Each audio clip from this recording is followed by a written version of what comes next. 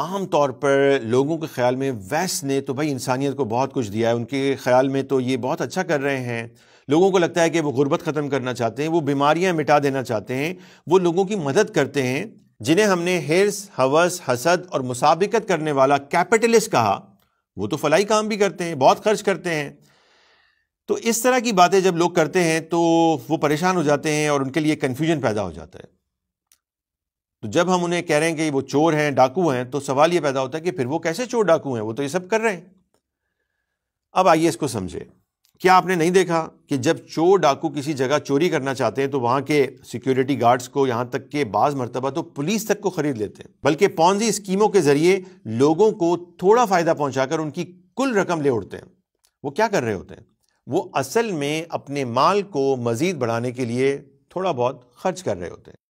یہ ان کی ایک طرح کی انویسٹمنٹ ہوتی ہے. جس طرح سے شکاری بڑی مچھلی پکڑنے کے لیے اپنی چھوٹی مچھلی کو کانٹے میں لگا کر قربان کر دیتا ہے. پھر ایک سوال پیدا ہوتا ہے. پھر عام لوگ یہ کہتے ہیں، سنے جاتے ہیں کہ بھائی مغرب نے دنیا کو ایجوکیٹ کیا ہے، سائنس دی ہے، ٹیکنالوجی دی ہے، اور جس کی بدولت آپ اسی کے پلیٹ فارم پر بیٹھ کر اس کے خلاف باتیں کر رہے ہو. تو میں آپ سے یہ کہوں گا کہ کیا آپ نے نہیں دیکھا کہ جب چور ڈاکو کسی جگہ چوری کرنا چاہتے ہیں تو گھر کے مکینوں کی مزاحمت سے بچنے کے لیے انہیں اینستھیزیا دے دیتے ہیں، بے ہوش کر دیتے ہیں، اور پھر کیا ہوتا ہے؟ بلا مزاحمت آسانی سے ڈاکہ مار لیتے ہیں.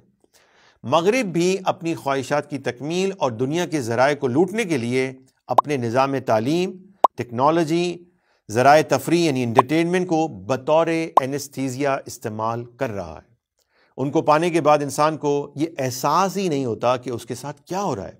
جس طرح کسی مریض کو آپریشن کے وقت کچھ پتہ نہیں چلتا کیونکہ وہ ہوش میں نہیں ہوتا. جمہوریت اپنی بنیاد میں غیر اسلامی نظریہ ہے، اور اس کو بہت آسانی سے یوں سمجھا جا سکتا ہے کہ اس میں عوام کی رائے کو تولا نہیں جاتا بلکہ کاؤنٹنگ کی جاتی ہے. ڈیموکریسی کی ڈیمانڈ ہے کہ عوام کی اکثریت جو درست سمجھے اسی کو قانون بنا دیا جائے. اس کا مطلب یہ ہے کہ اگر عوام کی اکثریت کہے کہ اسلامی نظام لے آؤ تو حکومت پر لازم ہوگا کہ اسلام نافذ کر دے. ایسا ہرگز نہیں ہے، یہ بات آگے سمجھتے ہیں.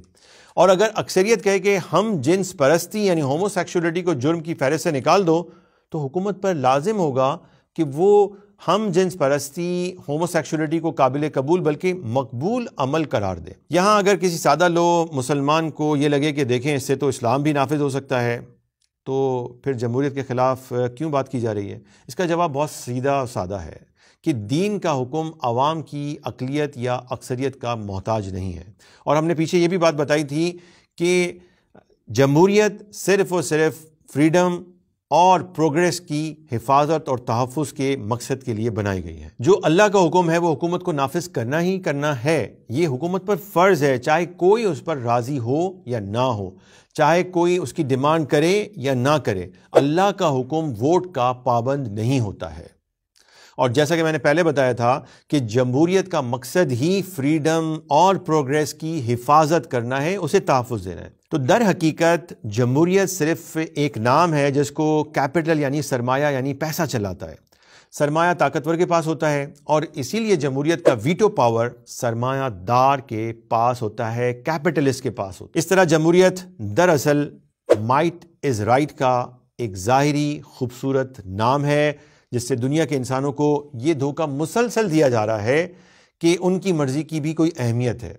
اس کی مثال لے لیں. ابھی چند روز پہلے امریکی صدر جو بائیڈن کے حکم پر امریکہ نے یمن پر راکٹ فائر کیے. اس پر امریکہ میں ہنگامہ کھڑا ہو گیا تھا کہ بھئی کانگریس کی اجازت کے بغیر صدر نے حملہ کرنے کا حکم کیسے صادر کر دیا.